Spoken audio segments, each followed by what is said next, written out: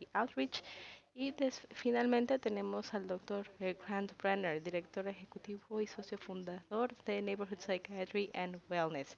También es voluntario de la iniciativa CECT. Todos ellos tienen experiencia de campo muy amplia y tendrán información muy relevante que compartir el día de hoy. Nos gustaría empezar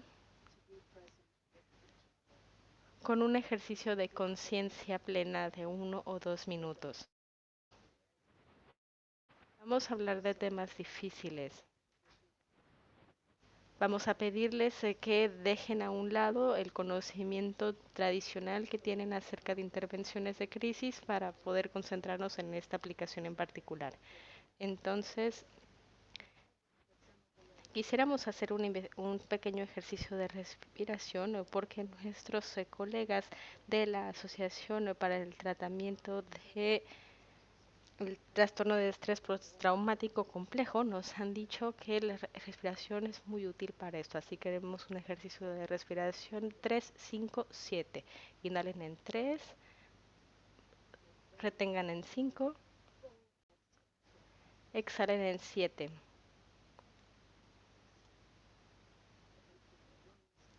Vacíen sus pulmones y eso les permitirá volver a respirar, mantener en 5 y exhalar en 7. 5, 6, 7. Una última respiración en 3, retengan en 5, exhalen en 7.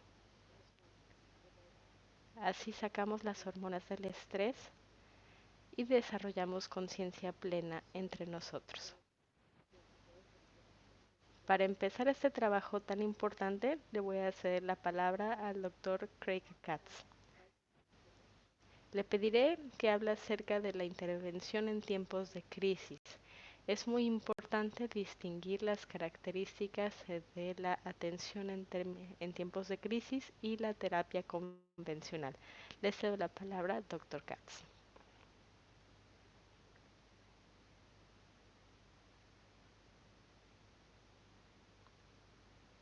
La intérprete se disculpa, no tenemos audio fuente.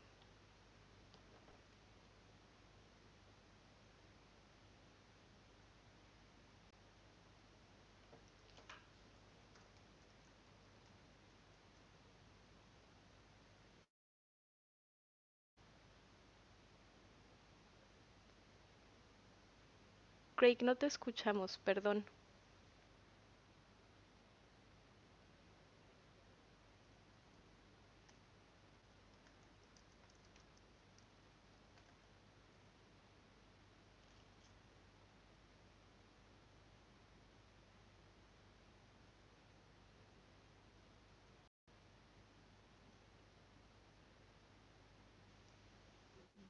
¿Ya me escuchan? Lo que decía era tan importante que lo voy a repetir.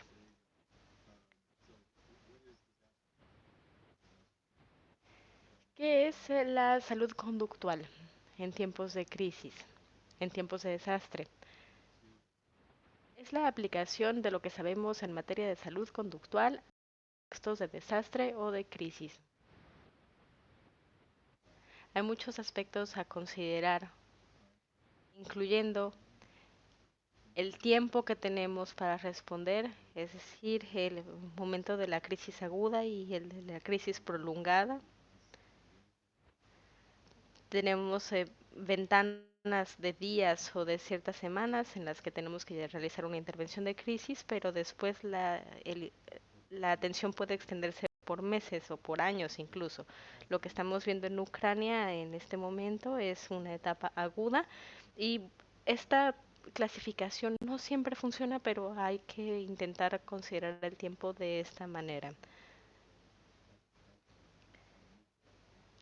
La salud conductual en tiempos de crisis está muy orientada a beneficiar a la sociedad, a las comunidades. Buscamos apoyar a personas afectadas por la guerra, heridas, desplazadas, que han perdido a algún miembro de la familia. Entonces hablamos de miembros de la comunidad, de soldados en activo, de los líderes políticos o de los trabajadores humanitarios. Y todas estas personas participan en este contexto de una manera u otra.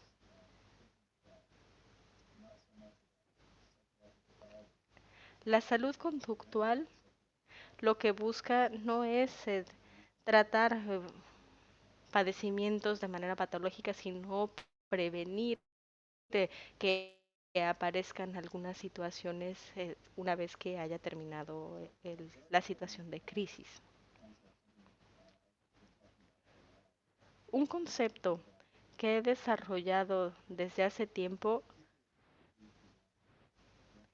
es el de las necesidades particulares de este tipo de atención, especialmente si estamos hablando de una guerra y si realizamos el trabajo en sitio, por ejemplo, en un campo de refugiados o en una clínica comunitaria. Primero hay que ser una persona, después un médico y después un experto de salud mental. Es decir, el objetivo no es diagnosticar a las personas, sino pensar en las necesidades que están viviendo actualmente.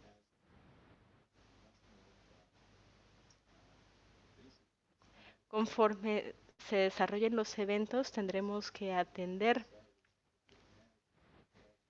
de manera diferente a cada persona y necesitaremos una intervención de múltiples profesionistas, pero un diagnóstico no es lo que necesitamos. Si estamos trabajando en campo, lo que necesitamos es ver por las necesidades básicas y más urgentes de las personas.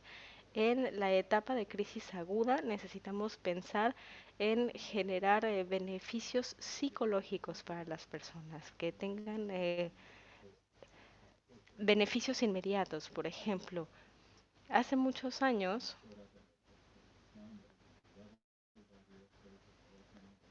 fuimos a un pueblo que había sido afectado por un terremoto y parecía una zona de guerra, no parecía que hubiera sido abatido por un desastre natural.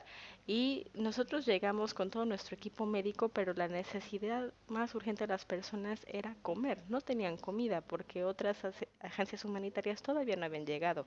Y nosotros como profesionistas de Nueva York llegamos con nuestras encuestas para evaluar la salud mental de la gente y lo tuvimos que hacer fue dejarlas de lado y llegar al día siguiente con comida. Ese es el tipo de pensamiento que debemos tener.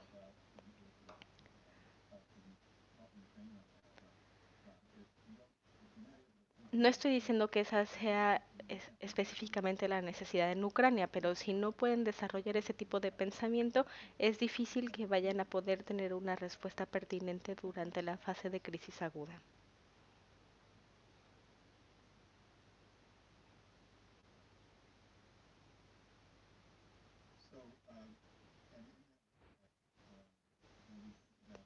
En ese sentido, si pensamos en el tratamiento, necesitamos proveer primeros auxilios psicológicos que definiría de manera un poco somera como primeros auxilios de aplicación específicamente psicológica que lo que busca es atender a las heridas o los moretones emocionales por los que está pasando la gente para que estas heridas no se conviertan en problemas psicológicos o psiquiátricos a largo plazo. Todavía no tenemos suficiente base científica para los primeros auxilios psicológicos, pero con este tipo de atención podremos ayudar a la gente a desarrollar un mejor cuadro a futuro y a prevenir problemas psicológicos o psiquiátricos a futuro.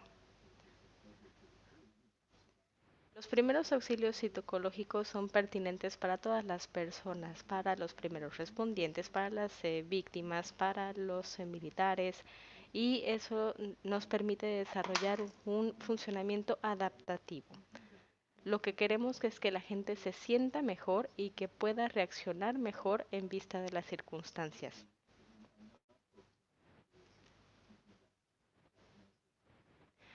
Aquí quiero enfatizar que el objetivo no es diagnosticar un padecimiento psicológico o psiquiátrico.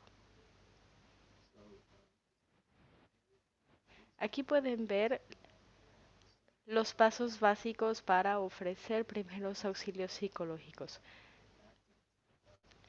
A pesar de que no actuemos desde un punto de vista psicológico, hay que pensar en en que los primeros auxilios se dan, pero a nivel psicológico. Entonces, lo primero que tenemos que hacer es tener contacto y participación. Dependiendo de dónde estemos, la gente no se nos acerca a pedir la atención. Necesitamos decidir cuándo intervenir, a quién acercarnos a ofrecerle nuestra atención. Y puede ser que ofrezcas este tipo de atención cuando estás en el registro de un campo de refugiados o cuando estás repartiendo cobijas. Y puedes ayudar a atender las necesidades prácticas de la gente y a la vez a ofrecer o escanear las necesidades de apoyo psicológico de la población. La gente se te puede acercar con otro tipo de necesidades y no necesariamente con o no necesariamente manifestando su necesidad de apoyo psicológico. El objetivo es que las personas se sientan cómodas, que estén seguras y que tengan lo necesario, que sepan en dónde van a dormir, en dónde van a comer y que van a tener un techo relativamente seguro dependiendo de las circunstancias. Después hay que hablar de estabilización. La estabilización consiste en poder traer a un nivel relativamente normal a las personas más afectadas, más afligidas o más angustiadas. Y puede hacerse de muchas maneras. Puede ser simplemente a través de una conversación o puede ser mediante la dosificación de medicamentos para dormir o ansiolíticos. Aunque yo creo que en general la conversación ayuda mucho al control de la ansiedad. Después, información. La gente necesita saber en dónde va a dormir o en dónde puede conseguir información o cómo poder estar en contacto con su familia y eso nos lleva a la siguiente fase. Hay que tener en cuenta las circunstancias y saber qué es lo que le sucede a sus seres, algo que es muy importante.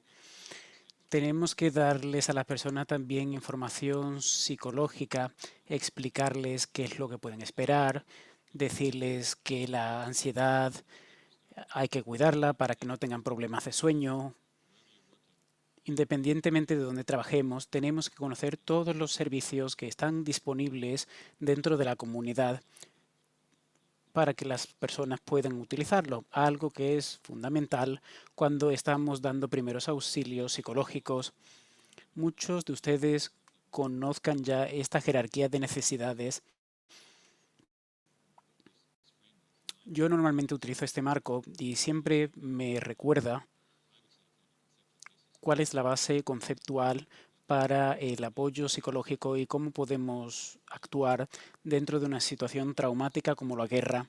Tenemos que pensar en las necesidades psicológicas, las de seguridad, pero tenemos que pensar también en el agua, la comida, para que se sientan seguros. Hace falta también una parte de apoyo afectivo. Tenemos que ayudarles a las personas a sentirse mejor para que puedan cumplir con su potencial, pero es algo que queremos conseguir una vez que el polvo se haya sentado. Sin embargo, hay cosas para aumentar la autoestima de las personas y que sientan que lo que pueden hacer por los demás es importante. Hay que tener actividades para que el campo de refugiados funcione. Por ejemplo, Por ejemplo, ayudar con los niños a limpiar las instalaciones, a organizar la estructura. Algunos miembros de la comunidad pueden ser profesionales de la salud mental o de la salud y pueden colaborar. Dejémosle que sean útiles porque ello les ayudará a sentirse mejor y ayudará a las personas que tienen alrededor. Eso es lo que dice Maslow. Otra forma de pensar en esto es la siguiente. Voy a darles diferentes marcos para recuperación. Primero nos centramos en las semanas o meses después del desastre, como puede ser una guerra. Sin embargo, funciona para cualquier persona. Lo que queremos es desarrollar las capacidades para poder afrontar el estrés y para asegurarnos de que las personas funcionan lo mejor posible en una situación como esta. Reaccionamos y respondemos de forma diferente frente a un trauma y ello conlleva diferentes medidas para poder responder.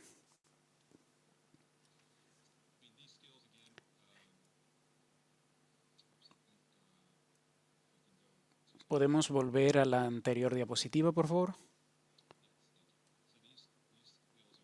Estas son las destrezas que podemos utilizar. Hay un poco de solapamiento, pero la idea es asegurarse de que las personas tienen información, que se centren en la asistencia.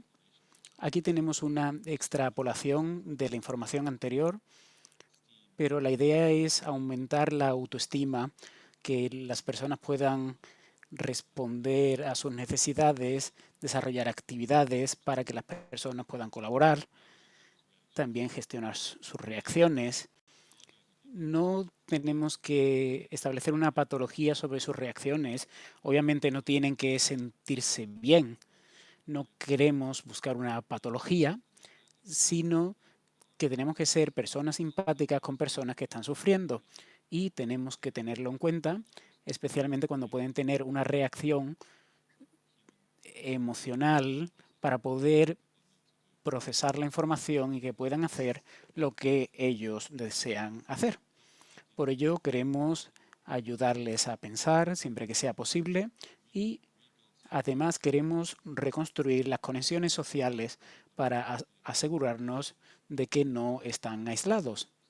No queremos aislamiento en estas circunstancias y las personas encargadas de la planeación tienen que tener en cuenta que es importante reunir a las familias y reunir a las comunidades. Vamos a intentar mantener las personas del mismo edificio juntas o del mismo pueblo y como profesionales de la salud podemos asesorar y decir que esto es muy importante. Todo el mundo sabe que esto es fundamental para la salud mental.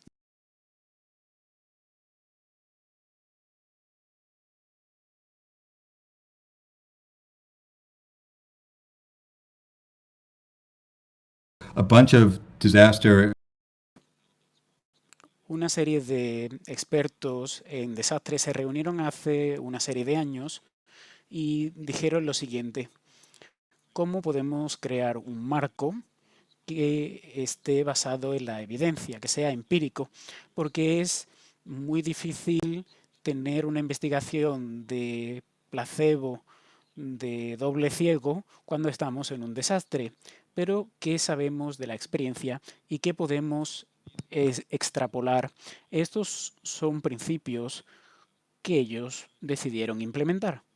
Yo le digo a las personas que no piensen en lo que tienen que decir, que recuerden que hay estrategias que debemos de seguir, saber si hay un solapamiento con lo que están haciendo los trabajadores humanitarios.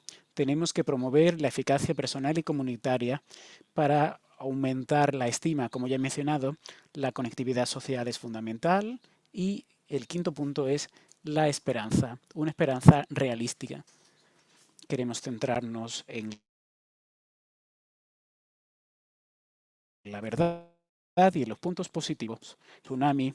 Estos son los detalles sobre cómo hacerlo con cualquier comunidad individual.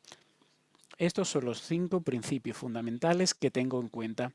Si los utilizamos como nuestra vigía, vamos a poder hacer un buen trabajo como persona y como profesional de la salud durante la parte álgida. Siguiente diapositiva.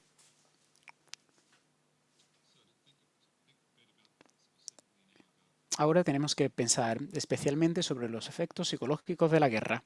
Por supuesto que los efectos son complejos, son multicapa. He hablado sobre la comunidad del desastre. La comunidad, la guerra afecta a todo el mundo. No solamente afecta a los individuos, sino que afecta el medio, destruye el medio ambiente. Dentro de los desastres es probablemente el peor. La guerra y los combates crean una devastación tan intensa que cualquier persona que intenta ayudar tiene mucho trabajo que hacer, incluyendo a los profesionales de la salud mental. Ahora tenemos detalles sobre cómo dividir la información. Aquí habla de los efectos psicológicos de la guerra, pero es un efecto multidimensional. Podemos ver la parte física. He leído un artículo muy interesante que habla sobre este punto. Tenemos la parte física, los impactos sobre la nutrición, también las enfermedades, el problema de nutrición y el impacto también en enfermedades no comunicables como puede ser la diabetes o las personas que no tienen acceso a su medicación. Estamos hablando también de enfermedades infecciosas como la COVID-19 y también las heridas y el trauma físico. Esos son los potenciales efectos físicos.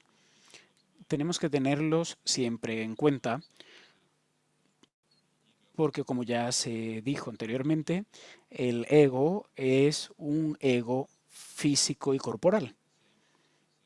Esto es algo que se puede decir para nuestro medio físico. No hay nadie en esta reunión que no sepa de este punto. Todos reconocemos la importancia de los trastornos de estrés postraumático. Cuando hablamos de trauma, pensamos en la aparición de la ansiedad y la depresión y el abuso de sustancias. Dependiendo de la población podemos ver ansiedad clínica y ello explicará algunos síntomas. Por ello, si usted está en un punto en el que está estableciendo una realidad, tenemos que colaborar con los otros compañeros y eso es una buena práctica. Todos vamos a ver algo que no vamos a poder tratar. Van a ver que tienen problemas de estómago o dolores de cabeza y hay que buscar la raíz. El impacto social es muy directo, el desplazamiento, la inseguridad financiera, la ruptura de la comunidad. Aquí se quiebra toda la sociedad, como podemos ver en la información de la pantalla. Vemos cómo la seguridad, la sociedad se desintegra ante nuestros ojos. Y tenemos también el impacto medioambiental con la destrucción de las casas y vemos que el medio se convierte en algo no habitable. Es el mundo en el que viven unas personas y cuyo medio desaparece. Es algo que da muchísimo miedo porque la guerra tiene un impacto en diferentes campos psicológicos, algo que siempre debemos de tener en cuenta. Me gustaría hablar sobre la respuesta. Hay muchas cosas que hace nuestro cuerpo para mostrar una reacción, algo que están sufriendo los ciudadanos en este momento. La respuesta que vemos en la pantalla es lo que hace nuestro cuerpo para poder centrarnos en la supervivencia, ya sea para conseguir más oxígeno. Vemos una respuesta intentando conseguir más energía para los músculos porque necesitamos más oxígeno, vemos cómo se dilatan los ojos, no queremos estar hipervigilante, pero sí estar vigilantes. Como profesionales de la salud, lo que queremos no es simplemente interponernos en lo que dice la madre naturaleza, pero sí queremos asegurarnos de que las personas que tienen una respuesta al estrés tienen una respuesta a su problema. Queremos que estén seguros. Yo ahora mismo estoy en Ucrania y vemos que hay reacciones de pánico a diario, algo que no es bueno. Si una persona no está comiendo, no es bueno tampoco. Estos son problemas que queremos ir tratando y queremos hacerlo de la mejor forma posible. Queremos reducir la hormona del estrés, especialmente si son personas que han tenido que marcharse y están en un lugar en el que los funcionarios del gobierno consideran que es un lugar seguro y por eso queremos que estén en paz en ese momento. Si no lo hacemos, vamos a tener que preocuparnos por el estrés que se generan en personas que ya tienen otros problemas de salud, como la diabetes. Si dejamos la adrenalina demasiado tiempo, podemos tener problemas de estrés postraumático. Hay que tener una respuesta de estrés, pero tenemos que asegurarnos de que esa respuesta no se mantiene cuando no es necesario. Y creo que con ello acabo mi presentación y le devuelvo la palabra a Alex.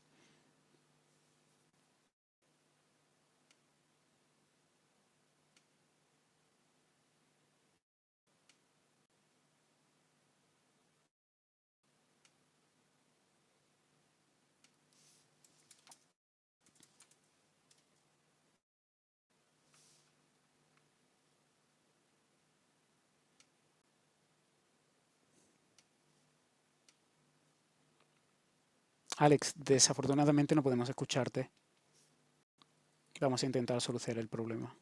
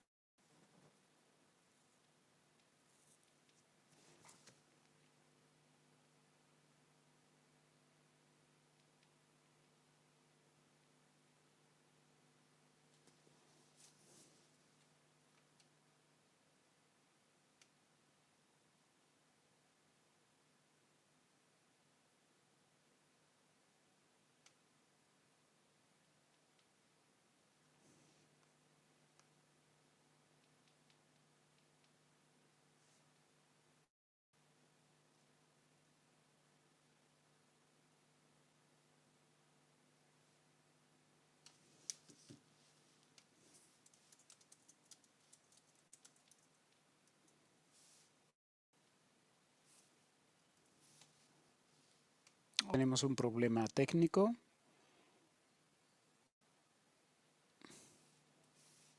La pregunta para el señor Katz. Disculpen, pero el sonido original es muy malo y no podemos escucharlo.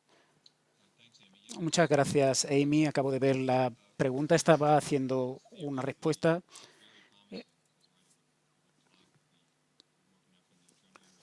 La respuesta a la adrenalina es muy importante, pero según lo que he visto en la información sobre el propranolol, este es un fármaco que se está utilizando en personas que podrían recibirlo de forma sublingual. Este no es un estándar de práctica, pero quizás pueda funcionar para el sistema de forma directa. Ahora tenemos que hacerlo con principios terapéuticos, algo que funciona bien también. Espero haber podido responder a la pregunta si Alex está disponible también. Le devuelvo la palabra.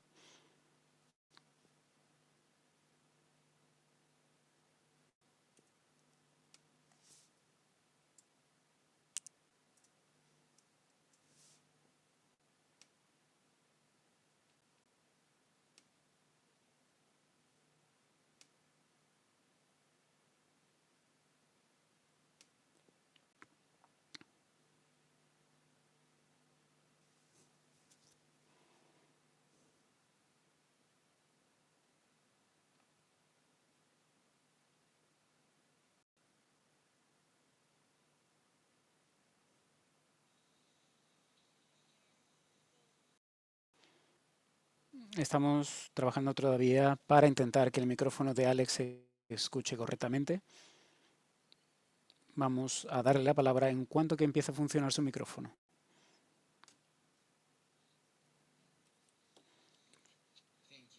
Muy bien, muchas gracias. Esta es una sección en la que lo que queríamos era que Alex hablara. Disculpen que yo tenga que tomar la palabra, pero voy a intentar hacerlo lo mejor posible, teniendo en cuenta las circunstancias actuales. Lo que queríamos hacer era centrarnos en los principios generales de las competencias culturales y también de la humildad cultural. Queríamos destacar también la importancia de comprender la experiencia de la persona y tampoco enmarcarlo dentro de un espacio diferente. Cuando pensamos en la experiencia personal e histórica, lo que vemos desafortunadamente en este conflicto es que este es un problema muy destacado, donde vemos que hay una justificación de las acciones que se basan en la historia anterior. Y reconocemos la falacia de hacer algo así. Vamos a comentar el marco para poder comprender que podemos ayudar a otra persona, pero tenemos que separar la historia de la experiencia personal.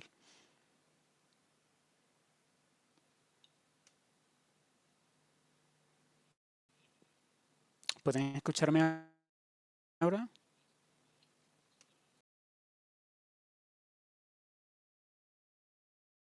Damas y caballeros, me disculpo por este problema técnico que tuve. Muchísimas gracias por su presencia.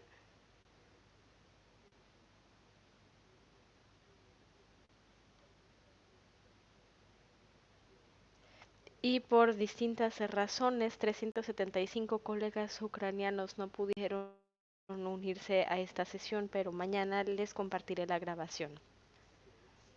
Esa es mi pequeña presentación en inglés, sin embargo, cambiaré al ruso.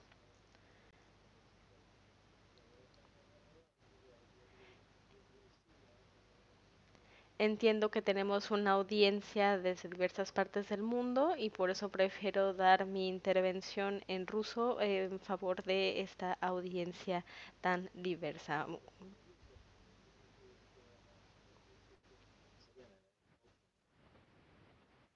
Espero que la interpretación esté funcionando bien y hasta donde sé tenemos interpretación simultánea al inglés y a otros idiomas.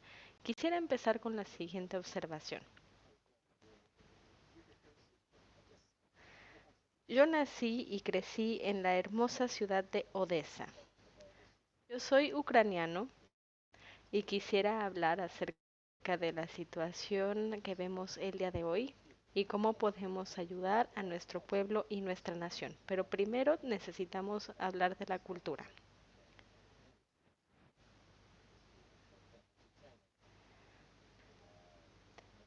Decidí empezar mi intervención en inglés y hablo perfectamente ucraniano, pero el hecho de que esté utilizando el ruso para comunicarme es una manera de comunicarles la diversidad de Ucrania.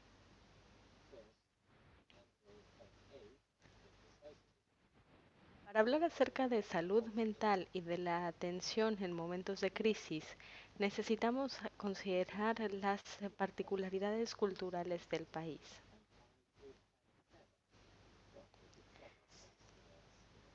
Yo he trabajado en este sector durante mucho tiempo, pero nunca pensé que esta competencia en respuesta a momentos de crisis tuviera que ser aplicada en mi propio país.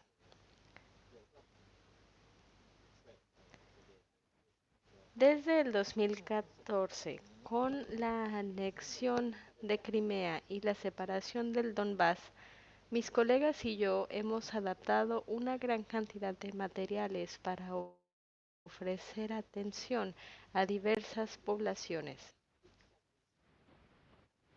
Hemos adaptado ligeramente la metodología que nos han ofrecido nuestros colegas en los Estados Unidos conforme a las particularidades de Ucrania.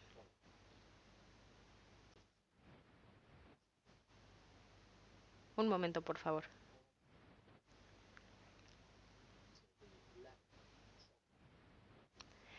Quisiera mencionar que que el nivel de trauma depende de nuestra percepción del mundo. Muchas veces no es un evento el que desencadena una reacción emocional o psicológica, sino la manera en la que los interpretamos esos sucesos. Este punto es válido incluso en tiempos de guerra. Es importante entender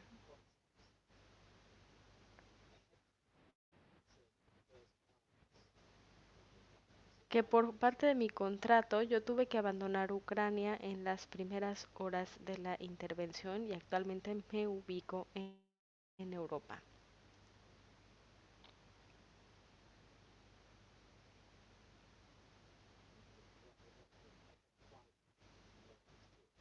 Tengo una amplia experiencia,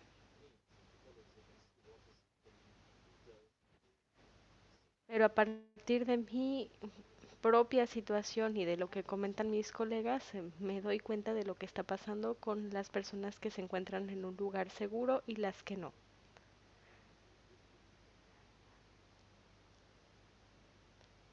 La intérprete se disculpa, no tenemos interpretación desde el inglés.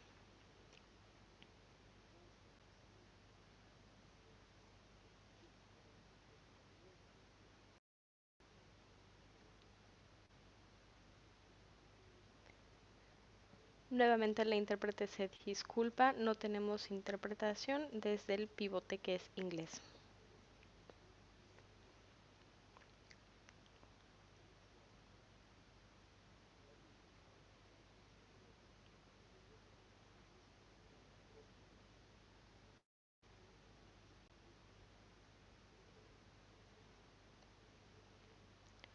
Una disculpa para la audiencia, perdimos el canal de conexión que es el de inglés.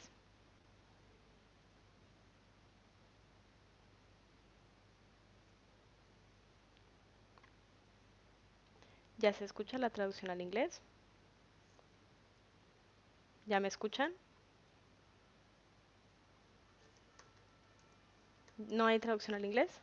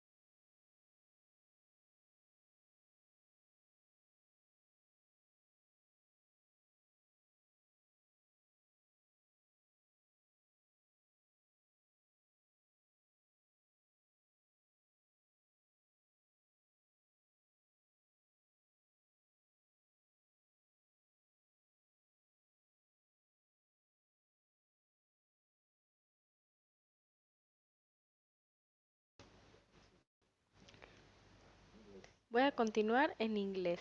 Una disculpa por las dificultades técnicas.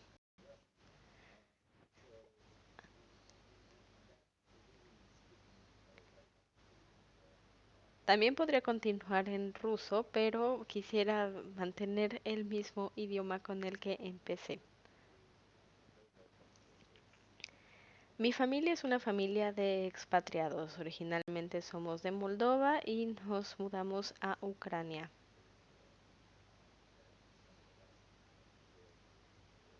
Una gran cantidad de nosotros, una gran cantidad de pueblos en esta región tenemos raíces compartidas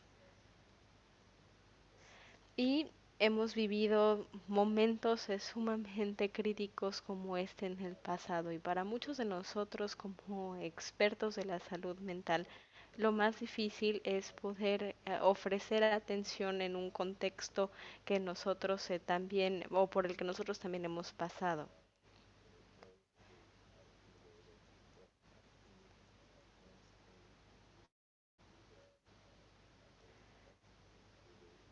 Hemos visto a una gran cantidad de civiles desplazados, profesionales que por sus obligaciones contractuales tuvieron que irse del país, al igual que a migrantes de primera, segunda y tercera generación, incluso a países como Francia. Y cada vez escuchamos más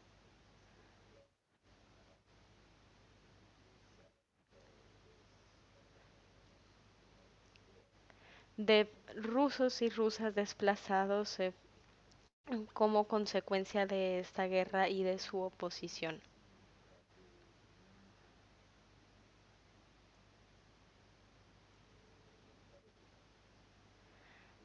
La comunidad a la que tenemos que atender es increíblemente diversa, y esa diversidad es la que determina el tipo de atención y servicios médicos que podemos ofrecer. Y como profesionales necesitamos entender que cada experiencia individual es única.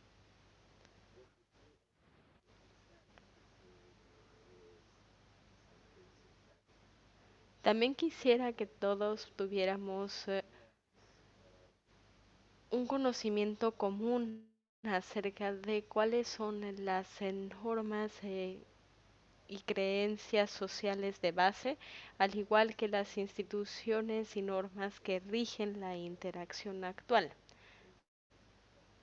Esto se vuelve de particular importancia cuando atendemos a niños y niñas que pierden no a un padre, sino a los dos, y que pasan al cuidado de una familia de acogida. Sabemos que hay una gran cantidad de individuos en todo el mundo que están sufriendo este tipo de situación. Por eso es tan importante entender las creencias, normas e instituciones culturales ucranianas para poder desarrollar una conexión, pero también para poder ofrecer una respuesta adecuada a las necesidades de la persona. Por ejemplo, existe una comunidad judía considerable conformada por expatriados de Estados Unidos, y eso implica diversos niveles de atención. Y necesitamos que nuestra atención se centre en torno a estas diversidades, esta diversidad cultural y estas múltiples facetas.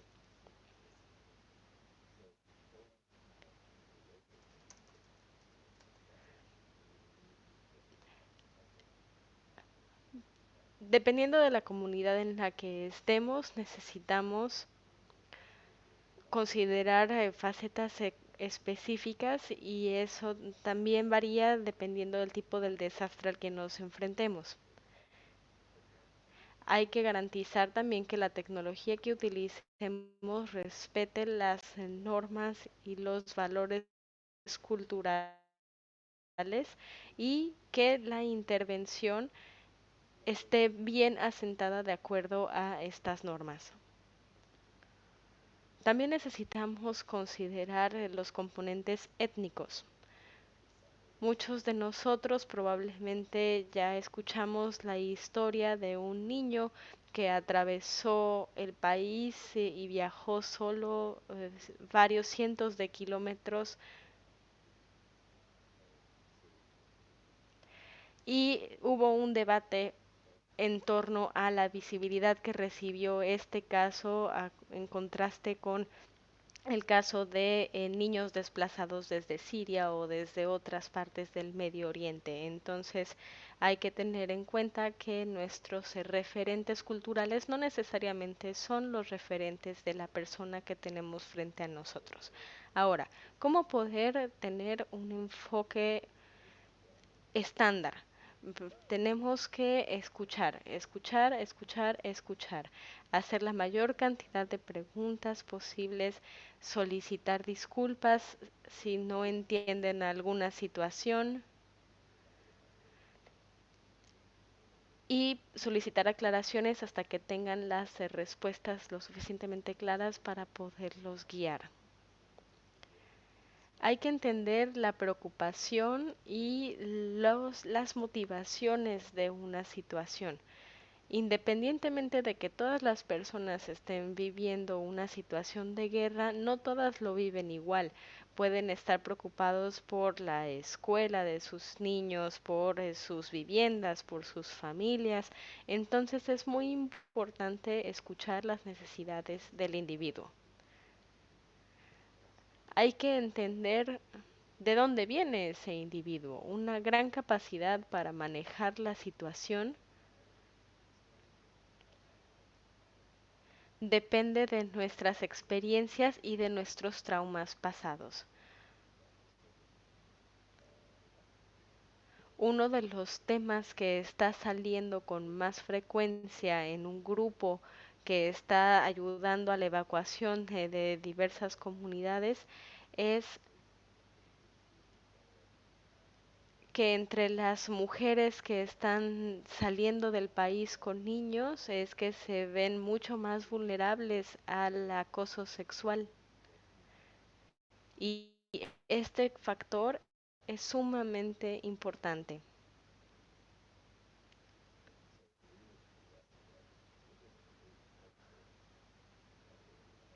Necesitamos ofrecer seguridad con este enfoque y que ese enfoque se ponga en marcha de manera deliberada y hay que aceptar que a pesar de que la población haya logrado salir de Ucrania, eso no significa que ya esté completamente segura. Hay que entender que la visión del mundo de las personas depende de sus experiencias previas y nuestro trabajo no es que cambien esa perspectiva sobre su pasado, sino que puedan afrontar mejor el presente. Otro de los principios rectores es el del respeto de las estructuras existentes. Actualmente las estructuras familiares se pueden haberse visto reducidas a 2 o 3 personas y tal vez la toma de decisiones se recaiga en una u otra persona y no siempre estaremos de acuerdo con la persona que está tomando las decisiones, pero hay que respetar esa estructura. Si se necesita el consejo de un miembro de la familia o de un amigo, necesitamos estar ahí para apoyar esa decisión. También hay que entender qué tipo de información ayudaría a la persona a tomar una mejor decisión.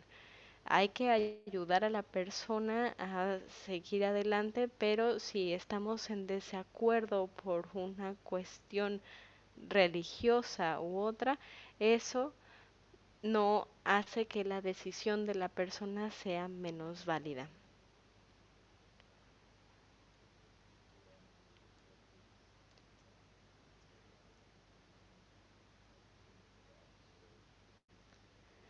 Creo que esta sección sobre qué esperar le corresponde a nuestro siguiente panelista. Hola, gracias a todos y todas por estar aquí.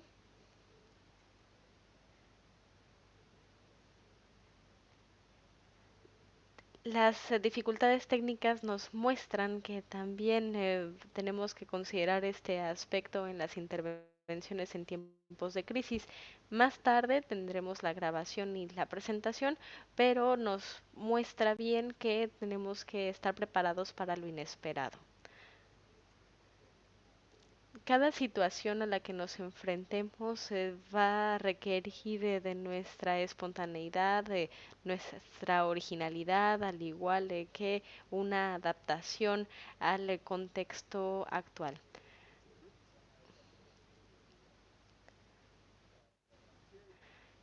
Yo empecé a trabajar en el sector humanitario o hace muchos años, en el caso de una intervención en Ecuador.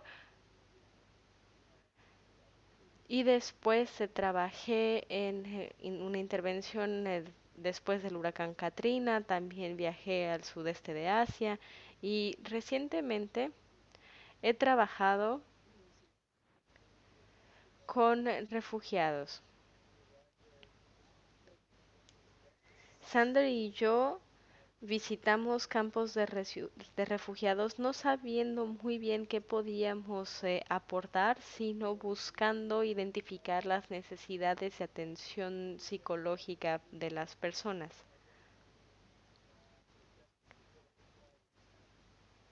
Hicimos una identificación de necesidades sobre la marcha y nos dimos cuenta de que entras a un contexto muy dinámico sin información previa, especialmente durante las primeras intervenciones. Posteriormente fuimos recopilando información y ya teníamos más datos que darle a los voluntarios que vinieron después. En los Estados Unidos, y si están en otras áreas, se verán la estructura de gestión de incidentes que responde a un modelo de primera intervención. Hay una jerarquía clara y lo que queremos hacer es mostrar quién se encarga del liderazgo. Tenemos que estar disponibles y al mismo tiempo tenemos que quitarnos de en medio, porque no queremos ser obviamente un estorbo ni utilizar demasiados recursos. Hay que prestar atención a lo que está sucediendo y hay que esperar al momento correcto para poder reaccionar. Mientras tanto, hay que mantener la presencia. Es importante no sacar conclusiones demasiado rápido.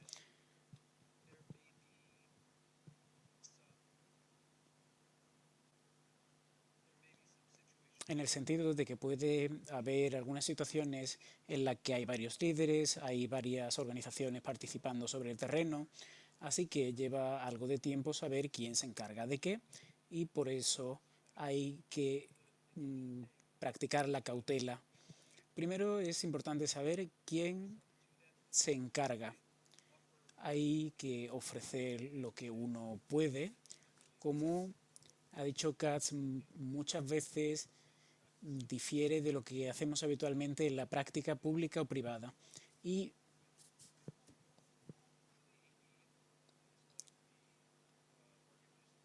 Amy va a organizar la respuesta dentro de la sede en Estados Unidos. Ella es la que se va a encargar de hablar con los voluntarios cada día. Es muy importante para la autoevaluación y para el cuidado propio, para que no estemos en un trabajo que sea problemático de forma emocional para nosotros también. En ese sentido, quiero decir que la colaboración es lo más importante. En los desastres hay diferentes organizaciones gubernamentales, hay grupos de voluntarios también, ONGs o voluntarios espontáneos, y tenemos que tener en cuenta que el objetivo es el mismo. ¿Qué vamos a hacer para ayudar en lugar de entrar en cualquier situación de confrontación? Queremos trabajar de forma efectiva con quien está allí, así que hace falta pensar en la humanidad y tener humildad. El grupo de apoyo que tenemos entre nuestros voluntarios es importante. No se debe trabajar nunca solo. Hay que tener siempre un compañero con el que estamos en contacto, Es importante porque las reacciones emocionales pueden ser muy potentes, así que podemos estar muy acelerados, muy tristes, confusos, y es muy importante tener siempre a otra persona que nos va a ayudar a mantener un equilibrio, y de la misma forma es importante apoyaros entre nosotros, ser mentores para otros. Cuando Sander y yo estuve trabajando, hubo algo que me sorprendió. Él me daba puntos importantes y leads fundamentales. Cuando estamos estresados es importante olvidarnos de cosas importantes. Así que tener una adaptación y mantener la curiosidad es algo fundamental, aparte de tener una optimización. Tenemos que buscar cosas que van a funcionar. La flexibilidad es importante también. Me he saltado 2 diapositivas, así que vuelvo. En relación a la evaluación básica, quiero decir que este es como un triaje.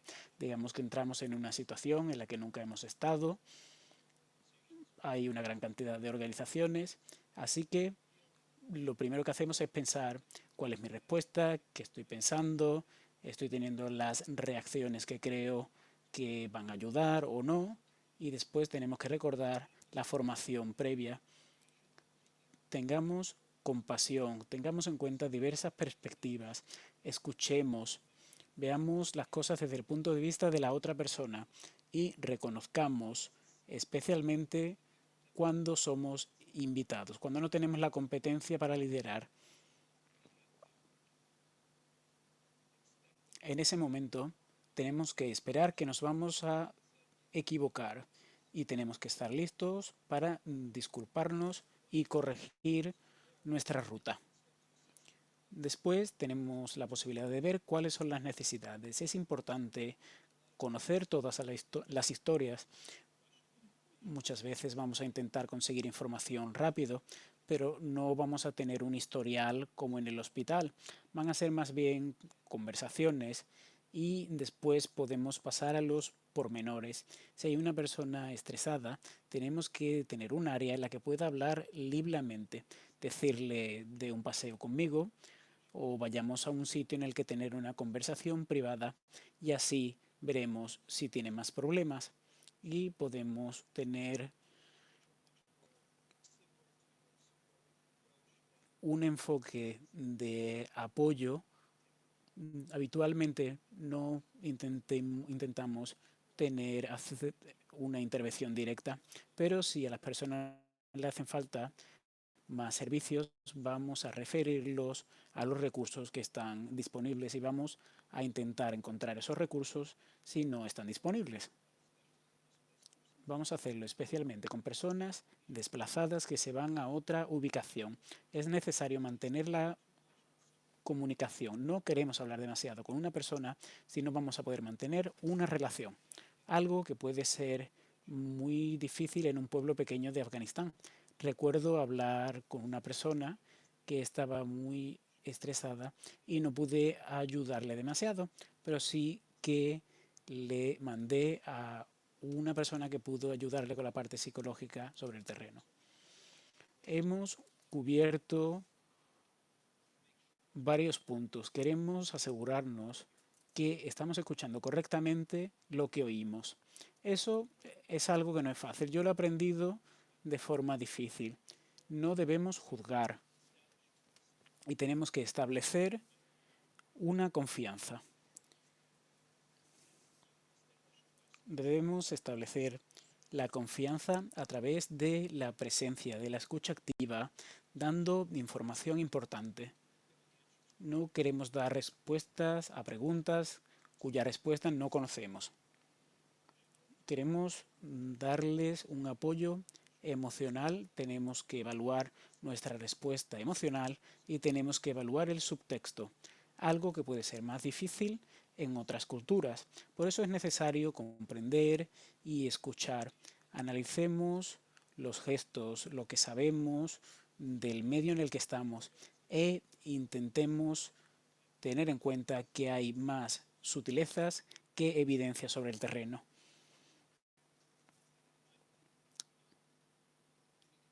Finalmente, podemos hablar sobre la comunicación del riesgo. Las personas pueden recibir recursos, pero vamos a cubrir esta parte rápidamente. Esta comunicación está basada en cómo ayudar a las personas a comunicarse cuando tienen estrés. Se basa en la confianza y la credibilidad. Tenemos que responder preguntas difíciles. Tenemos que pensar cuáles son las 50 cosas que me pueden preguntar y voy a intentar tener respuestas para esas preguntas. Tenemos que mantener el mensaje. Hay veces que se preguntan otras cosas que son importantes, pero hay que aprender a responder a sus preocupaciones y volver al mensaje.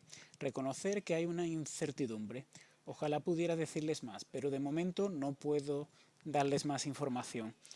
En cuanto que recibamos la información, me encargaré de que usted la recibe. En algunos pueblos con refugiados se ponen puestos de información con códigos QR para poder acceder a la información y asegurarnos de que los hechos son correctos y no compartir nunca información errónea. Sin pasar a demasiados detalles, quiero decir que los materiales del CERC están disponibles online. Tenemos una serie de formularios. Tenemos la regla de 327. Los mensajes no deben de tener más de 27 palabras en 9 segundos y no pueden contener más de 3 ideas. Es lo que puede gestionar una mente con estrés. Hay otro que es las 3 T's, una M. Habitualmente intentamos buscar lo negativo, algo que se aumenta en el estrés. Cuando presentamos información, intentemos dar 3 informaciones positivas y un negativo. Sin embargo, lo más importante es la información y decir que uno no sabe determinada información. Decir que uno no sabe algo está bien, decir no lo sé y sé por qué esa es una preocupación y esto es lo que voy a hacer. Voy a hablar con los líderes y voy a asegurarme de que tenemos información cuando está disponible. Y finalmente, quiero decir que la comunicación en los riesgos no nos debe hacer hablar con los medios de comunicación. Los medios de comunicación quieren hablar con una persona que esté allí. Y a menos que seamos el contacto de los medios de comunicación, tenemos que decirles que tienen que hablar con la central. Es muy importante gestionar ese tipo de interacciones para poder darle la información a las personas y poder hacerlo de forma efectiva. Creo que eso es todo. Muchas gracias.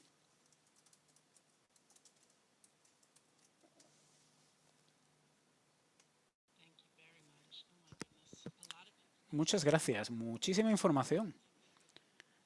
Y todavía nos quedan algunos puntos que cubrir. Había un par de preguntas que no se habían respondido. Voy a empezar con el cierre y voy a hablar asimismo sobre lo que podemos esperar en el cuidado personal. Pasemos ahora al cierre. Hay algunos comentarios que quiero hacer después de lo que ha dicho el señor Koifma sobre la competencia cultural y no insultar a nadie. En Estados Unidos, la verdad es que no somos muy buenos en la enseñanza cultural porque ya consideramos que somos buenos. Hay muchas piezas diferentes de cada cultura, ya sea un grupo familiar, un negocio, parte de un país, una ciudad, una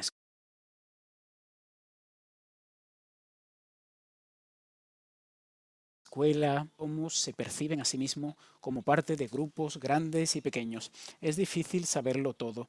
Me encanta la referencia que has hecho a estar listos para disculparse. Uno de mis principales problemas se produjo cuando tuve que desplegarme en Dubái y hablar con 27 hombres musulmanes que habían estado en un atentado terrorista y que habían perdido a muchos de sus compañeros. En el avión pude mirar información y pude hablar con mi líder, pero ya sabía que iba a insultar a esas personas. En lugar de decir ¿por qué una persona judeocristiana me está preguntando esto? Esa es la pregunta. Sin embargo, tenemos que saber quién está disponible, quién puede hacer el trabajo, y eso fue lo primero que dije. Le dije que no había tenido tiempo suficiente para saber sobre su cultura y que de antemano tenía que disculparme. Y le dije, probablemente le insulte. Cualquier cosa que pueda decirme para ayudarme con esta interacción será muy útil. Y cada uno de esos hombres, cuando vinieron a presentarse en cara a cara, me dijeron algo sobre su cultura.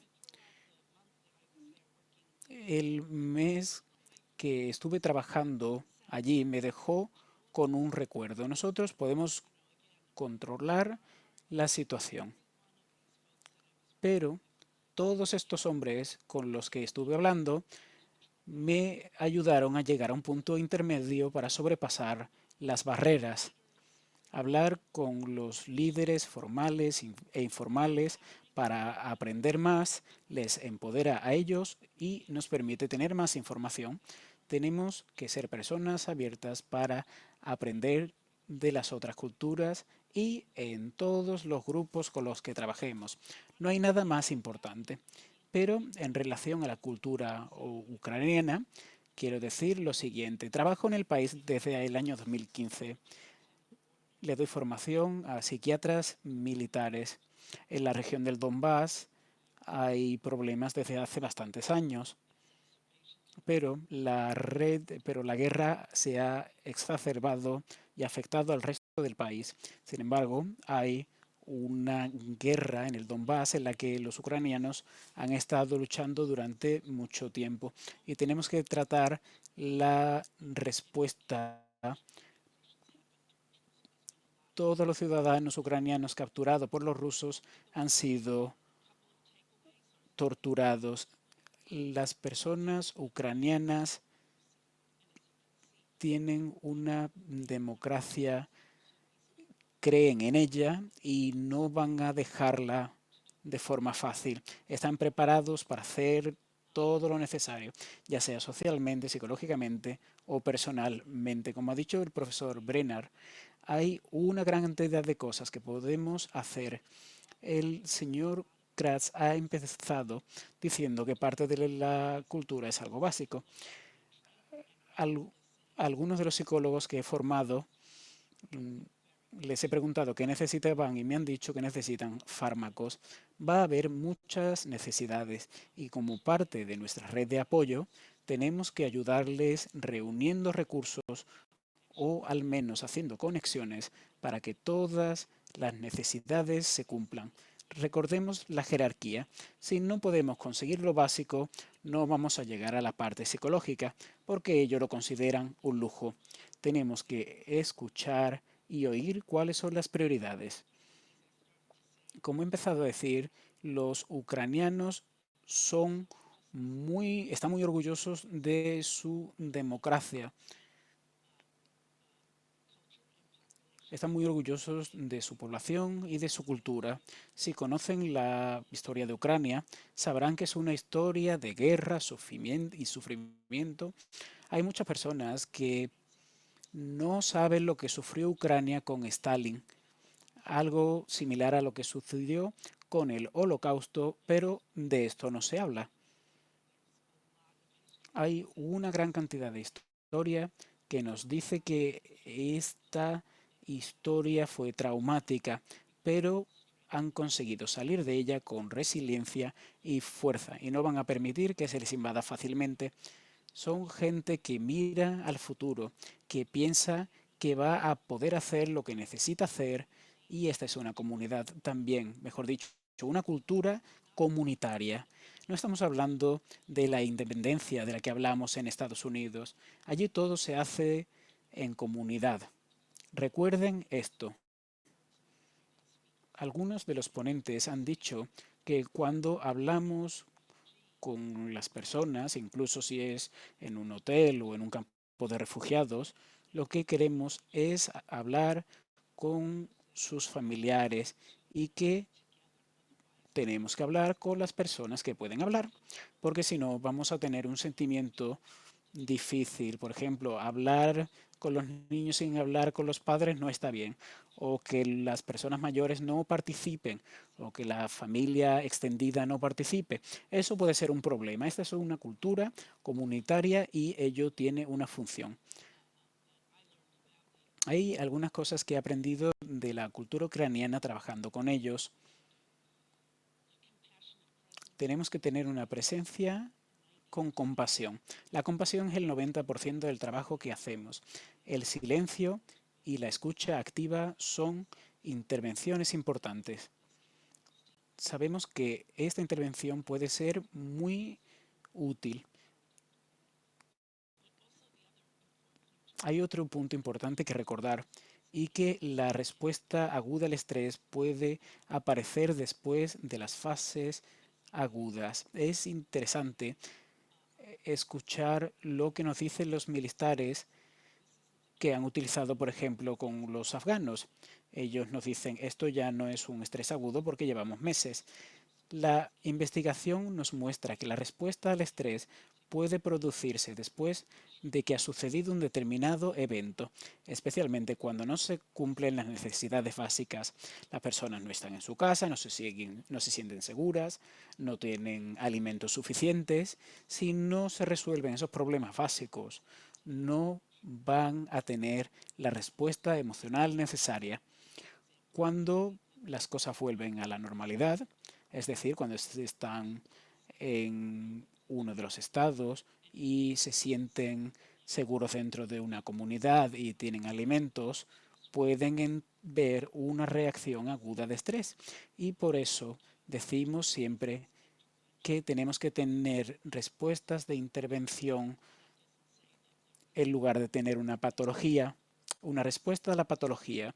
Hay que evaluar si alguien está en un estado sintomático desde hace mucho tiempo. Queremos asegurarnos también de que cambiamos el cronograma. Ahora el cronograma es mucho más amplio. En la investigación original de los años 80, cuando ese cronograma se creó, veíamos respuestas de estrés que pueden suceder posteriormente, así que queremos, teniendo una respuesta de compasión y no nos centramos en las patologías. Hay otro punto que tenemos que tener en cuenta también y que no hemos podido tratar anteriormente. Si reciben la formación psicológica, si no la han recibido todavía, que sepan que es gratuita y que le da un sentido de los primeros auxilios psicológicos. Los trabajadores humanitarios en Europa que trabajan en el continente africano y en otras áreas que tienen un impacto con muchos refugiados, tienen que saber que los trabajadores humanitarios reciben semanas y semanas de formación cuando nosotros intentamos hacer un teatro para ver cómo se trata con una persona que ha perdido su vida, que lo ha perdido todo, que ha perdido su sentido de pertenencia y que no pueden hacer el trabajo que solían hacer. Por ejemplo, la persona que se encargaba de la limpieza era un profesor universitario con mucha formación en Afganistán y el mejor trabajo que pudo encontrar fue en la limpieza porque no tenía las mismas credenciales necesarias para hacer el trabajo, así que pueden perder el sentido del ego. Este sentimiento de pérdida es único. Entonces, si ustedes no están familiarizados con esa situación, les invito a que hagan juegos de rol con sus colegas para que practiquen la manera en la que ustedes se van a presentar a los demás. No se trata de decir yo soy psicólogo, terapeuta y quiero ver cómo te sientes. Estoy exagerando, pero es una tendencia a la que suelen recurrir ciertos profesionistas. Piensen en lo primero que nos dijo el doctor Katz, que es muy práctico, algo así como, ven, vamos a caminar, necesitas agua, necesitas algo, vamos a un espacio privado para platicar. El enfoque tiene que ser muy sutil y muy práctico. Si no han hecho esto nunca, les invito a que hagan juegos de rol. Y si no han tomado cursos de primeros auxilios psicológicos, les invito a que lo hagan para que tengan un primer acercamiento acerca de lo que es una presencia terapéutica, pero compasiva y sutil. También como parte de nuestro cierre quisiéramos hablar acerca del autocuidado y los límites. Este es un tema que afectó a muchísimos profesionales después de los ataques a las Torres Gemelas el 11 de septiembre y afectó a muchos profesionales que trabajaron de manera intensa y continua durante 2 años. Sabemos que es muy común que las personas se desarrollen el trastorno de estrés postraumático secundario como consecuencia de ver personas lesionadas, escuchar gritos, ver tanta tensión y de absorber toda la angustia de su entorno.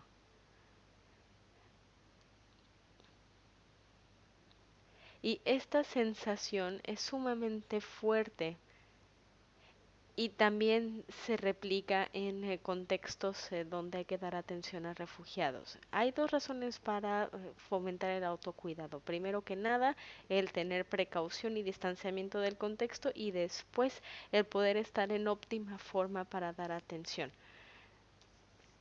Se pueden hacer ejercicios para la gestión del estrés, como ir a caminar, correr, hacer ejercicio físico intenso, si ustedes son ese tipo de persona. Y también es importante tener reuniones para comunicar las actividades del día.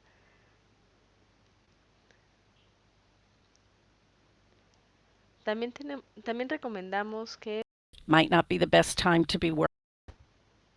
han experimentado trauma reciente, digamos alguna pérdida en el último año, tal vez no convenga que estén en contacto con una situación tan estresante.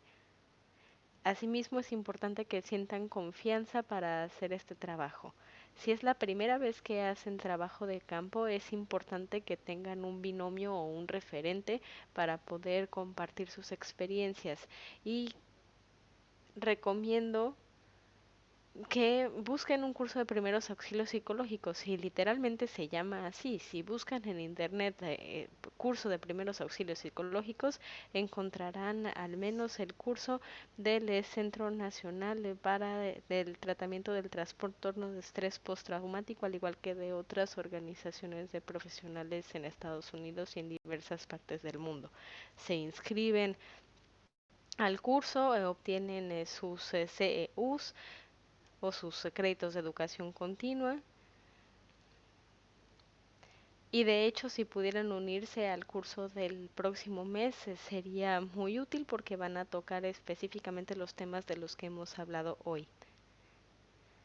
Entonces, la confianza y el control que tengan ustedes sobre la situación va a ser muy importante porque a pesar de que ustedes tengan una larga trayectoria, hay personas que no pueden hacer este tipo de intervención si han tenido una experiencia traumática reciente o si se ven afectados de manera fácil por estrés postraumático secundario o si sienten angustia de una manera particular. Hemos tenido experiencias en las cuales hemos enviado a muchos profesionales a la vez y siempre ha habido uno o dos expertos que ya sean psiquiatras o especialistas del sector o trabajadores sociales a los que tenemos que retirar de la misión porque no se dan cuenta de que no están trabajando al nivel que se requiere. Por eso es muy necesario estar en control de la situación y responder a la cadena de mando. Entonces, si alguien nos avisa que uno de los colaboradores no puede seguir instrucciones, no se acuerda de las instrucciones, no se acuerda de dónde está, o si tiene insomnio y está saliendo a caminar todas las noches en el campo, muchas veces tenemos que retirar a la persona de la medición y cuando vuelven nos dicen que están bien. Creo que fue el doctor Brenner el que mencionó que cuando estás pasando por una situación de estrés se ven afectadas las funciones cognitivas y como parte de eso tenemos un mal juicio al igual que problemas de memoria. Entonces, si los superiores al mando dicen que tienes que descansar o tienes que separarte de cierta actividad, es importante seguir las instrucciones. Entonces, si necesitan sacar estrés mediante actividad física o movimiento, es importante que lo hagan y también que revisen el estado de su salud mental. Eso se puede hacer también a través de un plan de autocuidado. Creo que el curso sobre autocuidado va a estar disponible en nuestro sitio. Yo se los recomiendo mucho. Este es un tema que yo aprecio mucho y es un tema que me tocó vivir de manera personal durante los 3 años y medio que duró el programa después del 11 de septiembre. Yo estuve enfrentando de manera recurrente estas situaciones, entonces sé muy bien de lo que hablo y cada vez que hago una intervención tengo mi plan de autocuidado en el cual incluyo una caminata de 10 o 20 minutos. Es importante identificar esos momentos en los que puedes ir a caminar y también identificar las personas con las cuales puedes establecer un vínculo. También hay que tener otras actividades como llamar a tu familia, escribir o lo que sea que tengas que hacer para estar en equilibrio. A pesar de que te conozcas bien y que tengas un plan de autocuidado para casa, es importante que tengas un plan de autocuidado para las misiones de terreno y que sean actividades que te sean cómodas. Por ejemplo, yo siempre traigo fotos de mi familia, barras de proteína y tengo más actividades en mi lista.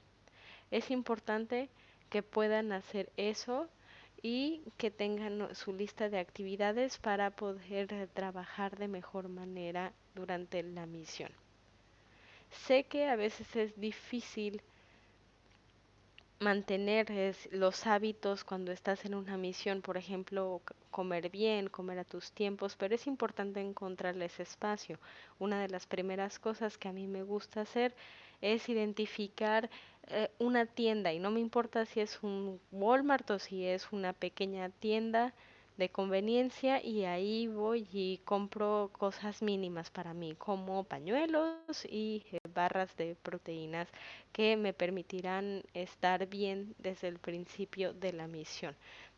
En materia de ejercicio, yo siempre le digo a mi equipo que camino o que voy a salir a caminar a 15 minutos a cierta hora e invito al equipo a hacer lo mismo. Hay gente que se me une, hay gente que no, pero la mayoría de la gente viene.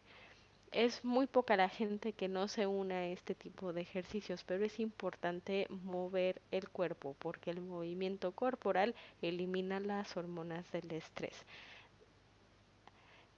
Hay que movernos y tener un poco de dinamismo para poder prepararnos para dormir.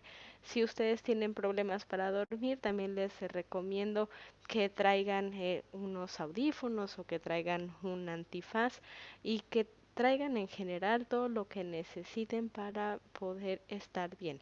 Y dormir bien va a ser muy importante en las actividades de terreno. Otra de las cosas que hago es organizar una reunión diaria para ver cómo le fue al equipo. Y hay que estar en contacto con el equipo en casa. Siempre hay que estar en contacto con el equipo central, que normalmente en nuestro caso es el equipo de CST.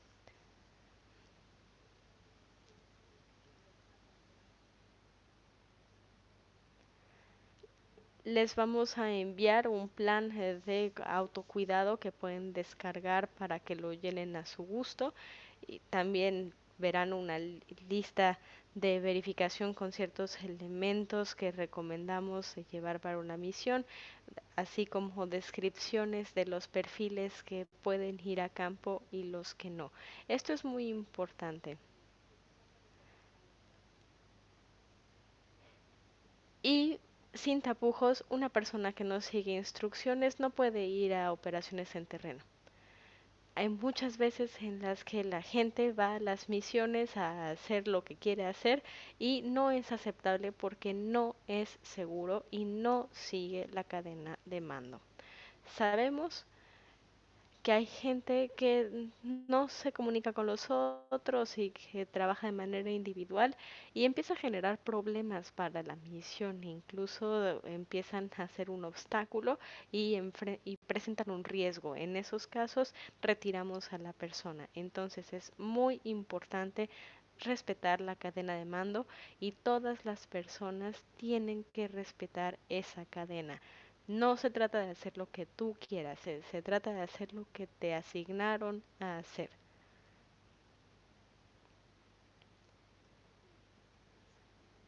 Muchas veces es la cadena de mando la que determina quién va a hacer qué, cuándo, quién puede ser visible y quién no.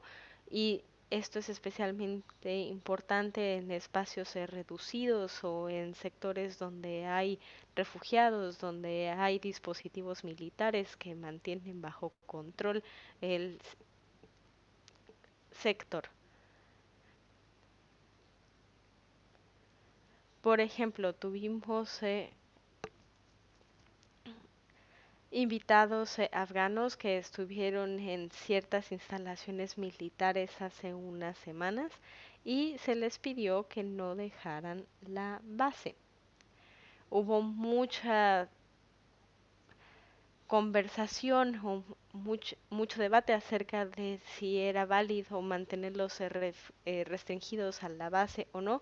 Y el tema es que son personas indocumentadas y además no hablan muy bien el inglés, entonces se van a enfrentar a muchísimas dificultades jurídicas si dejan la base. Entonces necesitamos respetar las políticas y las bases que se deciden para el área de la misión y hay que poder responder a esas instrucciones para proteger a la comunidad refugiada en su conjunto. Evidentemente, no hay que buscar problemas. Si hay gente que está pasando los límites y dando tarjetas personales o dando sus números personales, suelen ser personas que presentan un problema individual y que no deberían estar en la misión.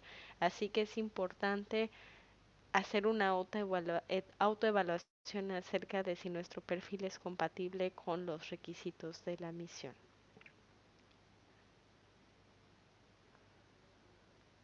Asimismo, es importante ir con una organización. No hay que ir solo. No es seguro, no ayuda y no hay manera de garantizar si una organización, si un individuo es un individuo confiable si no está respaldado por una organización, entonces no los vamos a retener para que nos ayuden.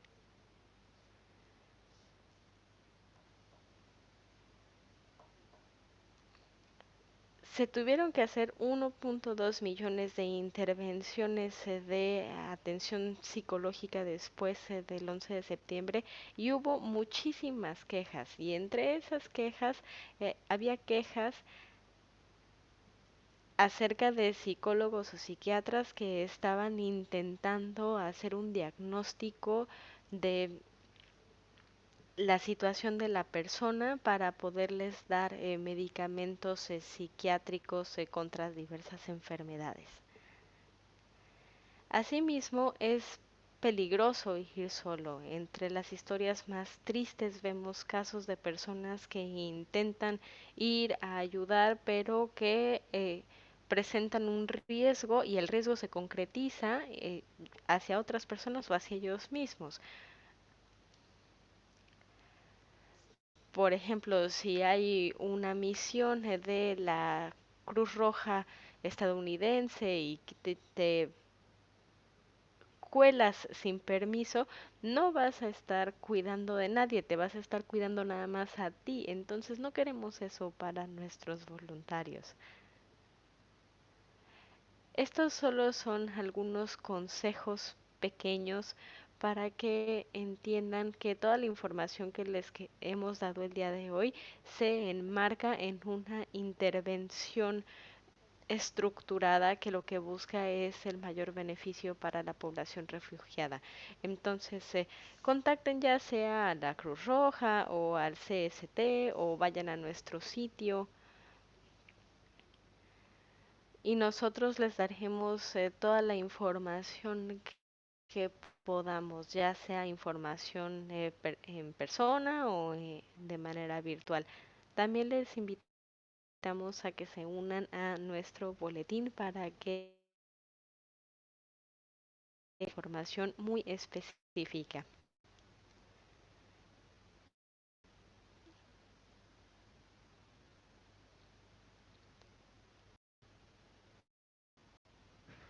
Creo que el enlace ya está en el chat general para que nuestra audiencia pueda tener acceso a los recursos y a los cuestionarios de autocuidado. Hay aquí varios comentarios acerca del cuidado y sí, efectivamente el autocuidado es sumamente importante y antes de la guerra vimos el caso de una de nuestras colegas que estaba bajo vigilancia. Así que ese es un ejemplo de que tengan la protección de vida, la formación adecuada y que puedan cumplir con todas sus funciones a cabalidad. Creo que con eso voy a concluir porque quisiera que pudiéramos responder a las preguntas que están en el chat, pero esperamos haberles dado toda la información posible para que puedan atender a la población refugiada de Ucrania, que les ayuden a instalarse y que podamos darles informaciones adicionales que puedan necesitar. No sé si algo me faltó o si podemos pasar directamente a las preguntas. I'm gonna take on the Q&A section, and thank you, April. That was really a wonderful wrap up, really hitting some of these points that are all seemingly straightforward and seemingly shouldn't be difficult to keep track of. But what we also know from the experience of working in post-disaster areas is that high level of stress makes even simple and common tasks all of a sudden more complex than they have to be. And I see Craig is going to be off momentarily. Thank you so much for joining us. It was wonderful to see you, and I know that you're going to remain available to us and folks attending to answer any additional questions. So we'll definitely take on additional questions for Craig if there are specific questions addressed to him. So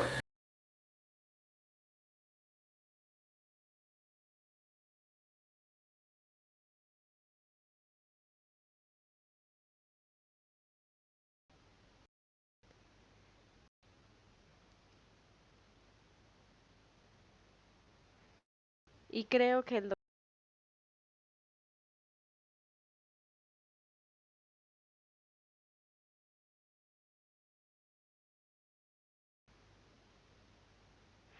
¿cómo podemos normalizar las situaciones que se presentan en un contexto de guerra? E- Esa es una pregunta extremadamente difícil.